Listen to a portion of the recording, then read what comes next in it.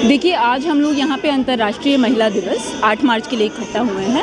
8 मार्च का एक बहुत पुराना ऐतिहासिक हिस्ट्री रही है, उसकी रिच हिस्ट्री रही है, जहाँ पे कामकाजी महिलाओं ने दुनिया के कई हिस्सों के अंदर बड़े बड़े आंदोलन करके जो हमको महिलाओं को आज कुछ अधिकार मिले हैं, हमको जो 8 घंटे काम का अधिकार मिला है, जो चाइल्ड लेबर के खिलाफ अधिकार मिला है, शोषण के खिलाफ, वर्क प्लेस के अंदर जो हमारे साथ हैरेसमेंट होता है उसके खिलाफ जो हमको अधिकार मिला है, वो हमसे पहले बहुत सारी महिलाओं ने लड़ के अंतर्राष्ट्रीय स्तर पर जीता है। और आज उसी को सेलिब्रेट करने के लिए यहाँ पे बहुत सारे महिला संगठन जुड़े हैं और उसी के साथ हम आए हैं, क्योंकि हमारी लड़ाई अभी जारी है। क्योंकि इन सब अधिकारों के मिलने के बाद भी बार बार इन अधिकारों का हनन होता है और अभी बहुत लंबी दूरी हमको तय करनी है। क्योंकि हम देखते हैं कि जो हाशियाई समुदायों से आने वाली महिलाएं हैं और जो सबसे पिछड़े, सबसे वंचित वर्ग से आने वाली महिलाएं हैं, उनको शिक्षा के अधिकार से, सम्मानजनक रोजगार के अधिकार से, सुरक्षा के अधिकार से किस तरह से वंचित किया जाता है, ये हम बार बार देखते हैं। क्राइम रिकॉर्ड के आंकड़ों के अंदर ये चीज़ दर्ज है कि साल दर साल महिलाओं के खिलाफ शोषण और उनके खिलाफ अपराध बढ़ता जा रहा है। इसलिए हमारी बहुत लंबी लड़ाई है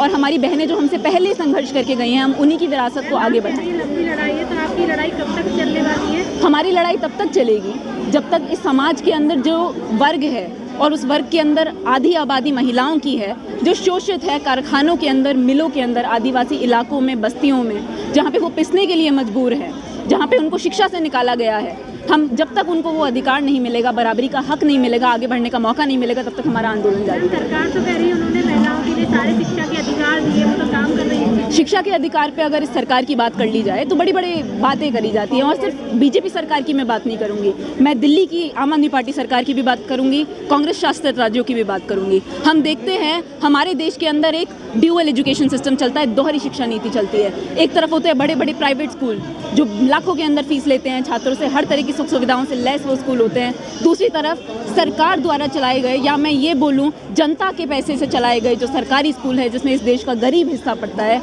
उसको सिस्टमिक तौर पे, नीतिगत तौर पे उसको ख़राब किया जा रहा है। उस प्रणाली को, स्कूलों की क्लस्टरिंग की बात नई शिक्षा नीति लेके आती है।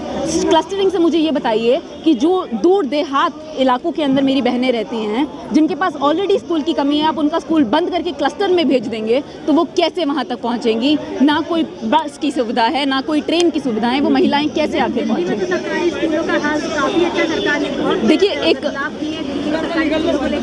देखो आम आदमी पार्टी की जो सरकार है केजरीवाल की, उनका ये कहना है कि हमने शिक्षा क्षेत्र में क्रांति करी है, हमारे जैसे सरकारी स्कूल कहीं है नहीं पूरे देश के अंदर।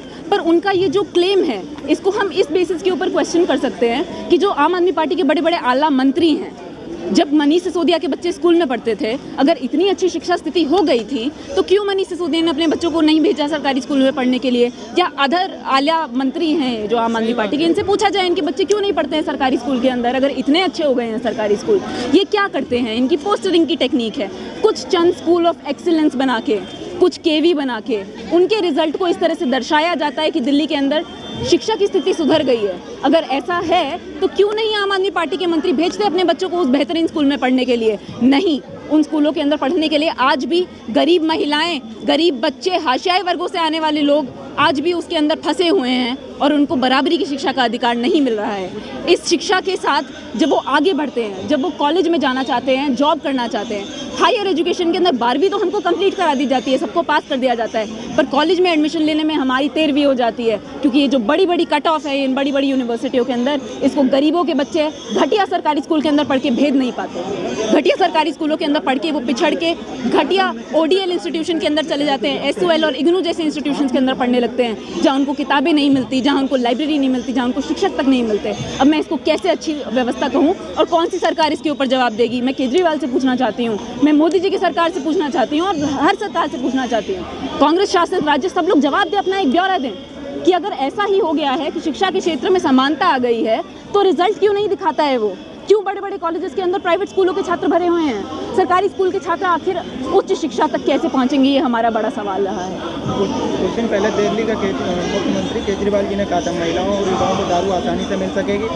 दारू के ठेके 250 थे, उनको 850 कर दिया और पिंक दारू के ठेके भी खोल दिए। इस पर क्या कहें? देखिए, इसके ऊपर क्या कहा जा सकता है, पर मैं यही कहना चाहूँगी कि महिला आंदोलन की जो मांगे रही हैं कि शिक्षा हो, सम्मानजनक काम हो, काम के घंटे हों, चाइल्ड केयर सेंटर हो कि महिला काम पे जाए तो उसके बच्चे का ध्यान कौन रखेगा। इस सब की व्यवस्था जो क्रांतिकारी महिला आंदोलन बड़े समय से उठा रहा है, जिन मांगों को, उनको दरकिनार करके इस तरह की लिप सर्विस करी जाती है कि हमने पिंक ठेके खोल दिए हैं। अब जरा हम जानना चाहते हैं कि इससे बहुसंख्यक आबादी को क्या फर्क पड़ता है। महिलाओं को नशे में हमेशा रखना चाहती है क्या? ऐसा कहा जा सकता है, क्योंकि शिक्षा क्षेत्र के ऊपर तो उनका उस तरह से ध्यान नहीं है। वो बड़े बड़े पोस्टर होर्डिंग ज़रूर लगाते हैं, पर शिक्षा के ऊपर या फिर जो ज़मीनी हमारे मुद्दे हैं, सुरक्षा का मुद्दा है। आप दिल्ली के अंदर देखिए, बस्तियों में जाके देखिए, लाइटों तक की सुविधा नहीं है। लड़कियां पढ़ के काम करके बसों से घर से वापस आती हैं तो उनके साथ छेड़छाड़ होता है, उनके साथ बलात्कार होता है। और इसी दिल्ली शहर के अंदर मैं आपको बता दूं, दिल्ली कैंट पे 5 साल की लड़की के साथ बलात्कार हुआ, रंजीत नगर में 6 साल की लड़की के साथ बलात्कार हुआ। उनको यहाँ तक कि एम्बुलेंस की सुविधा तक नहीं दी जाती है। लड़की के परिजन उसको ऑटो में बिठा के एक से दूसरे अस्पताल भागते हैं। पूछना चाहते हैं केजरीवाल सरकार से, पिंक ठेके तो आपने बना दिए हैं, पर one stop rape crisis centre, Nirbhaya case के बाद जो फंड दिया गया था, कहाँ है वो सेंटर दिल्ली में? हम जानना चाहते हैं जहाँ पे महिलाएं आ सके, अगर उनके साथ इस तरह की कोई गलत घटना होती है तो एक ही छत के अंदर उनको काउंसलिंग मिल पाए, उनके साथ उनकी FIR दर्ज करी जा सके, उनकी कंप्लेंट लिखी जा सके। ऐसे सेंटर क्यों नहीं बनाए गए हैं दिल्ली में? और हमारी असल मांगों को दरकिनार करके ये केजरीवाल सरकार तरह तरह के प्रपंच रच रही है, जिसका हम पूर्ण रूप से विरोध करते हैं। मैम, आप विरोध तो करती है लेकिन फिर भी दिल्ली केजरीवाल को ही चाहती है, इस पर क्या कहेंगे आप? दिल्ली केजरीवाल को चाहती है। देखिए, ये जो चुनावी प्रणाली है, इसको हम जनता की आवाज़ नहीं कह सकते हैं। मैं ऐसा नहीं मानूंगी कि जनता की आवाज़ को कहा जा सकता है, क्योंकि जनता कई आंदोलनों के अंदर आंदोलनरत है।